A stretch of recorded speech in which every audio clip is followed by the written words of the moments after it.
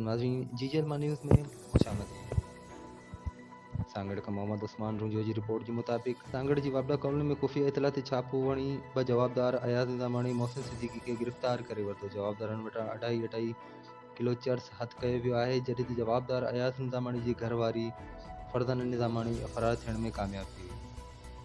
संदसि कब्ज़े मां ice 1010 gram cheers हथ कयो वियो आहे। समूरनि जवाबदारनि ते सांगड़ थाणे ते केस दाख़िल कयो वियो आहे। सांगड़ थाणे जे इंचार्ज जुमन कोसो राब्तो करण ते ॿुधायो त जवाबदार अयाज़ निज़ामाणी ऐं मोहसिन सिद्दीकी सांगड़ अंदर नौजवान नस्ल खे आइस जहिड़ो मूज़ी नशो कराए तबाही वारे किनारे ॾांहुं वठी वञी रहिया हुआ। असांखे खुफ़िया इतला मिलियो, असां छापो हणी अयाज़ निज़ामाणी ऐं मोहसिन सिद्दीकी खे सग समेत पकड़े वरितो, जॾहिं त अयाज़ निज़ामाणी जी घरवारी फरज़ाना निज़ामाणी जेका आइस जो कारोबार कंदी आहे फ़रार थी वञण में कामयाब थी वई आहे, जितां आइस ऐं चर्स बरामद कयो वियो आहे।